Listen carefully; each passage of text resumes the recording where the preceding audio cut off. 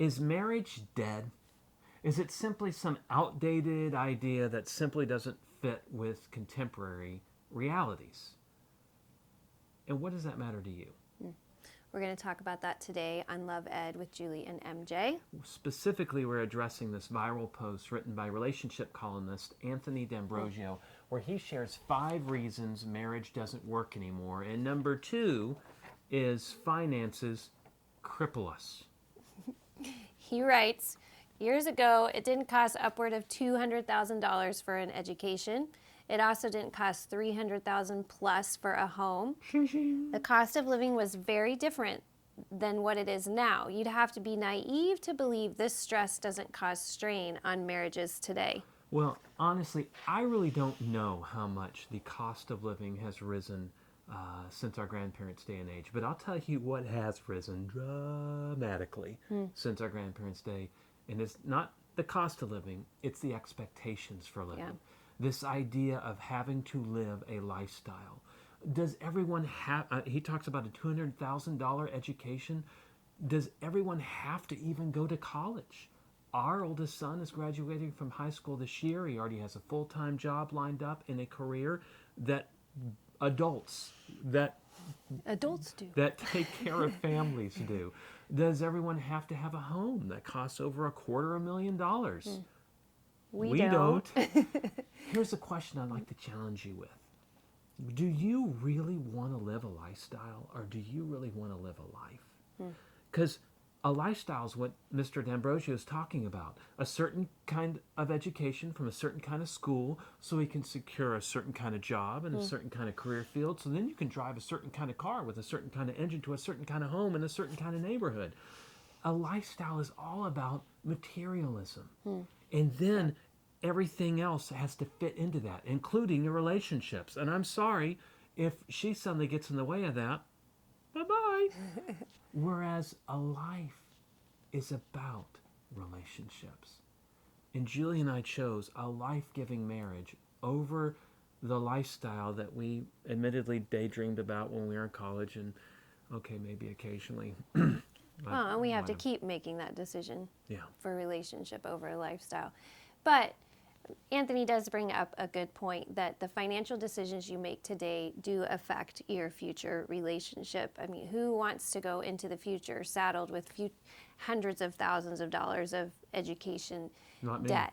Well, the decisions that you make today can keep you from having to have that burden. There are lots of different paths to a college education or to careers other than hundreds of thousands of dollars in college debt. In fact, there are answers to all of the financial problems that Mr. D'Ambrosio brings up. You just have to be creative, and you have to think about your future now and in the decisions that you make. And could I make another suggestion? That we drop this entitlement mentality that says, I deserve better.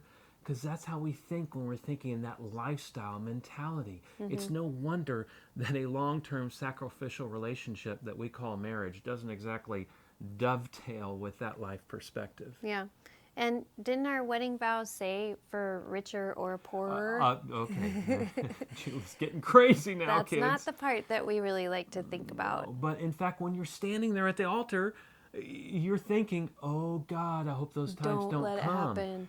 And yet they are going to come. If not the poor, then the worser. If not the sicker, they're going to happen. And even when you're in the midst of those times, you don't want to keep those vows, which frankly is why you made them in the first place. It's hard. But you really do. Because it's in keeping your vows in those tough times that the blessing comes. The blessing doesn't come when everything's happy and everything's great, whoa, and we're married, happy.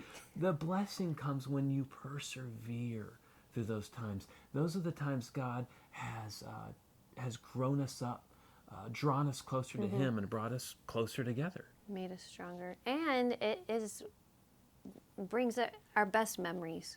Usually come from those hardest times. I was trying to think. Which is crazy. It just makes memories that then you look back on and are fond of. So you make decisions that lead to financial freedom or bondage or burden. And also, you get to decide what your perspective is going to be on the hardships that will come. Are those going to be the things that break you apart or that ruin your relationship? Or are those going to be the things that you face together that build you up as a team and encourage you to grow closer? So again, do you want a lifestyle revolving around materialism? Or do you want a life that revolves around relationships? Yep. Next week, we're going to talk about Mr. D'Ambrosio blaming social media and technology for the demise of marriage also. And we'll talk about how neither of those things can keep you from a life-giving, lifelong marriage on Love Ed with Julie and MJ.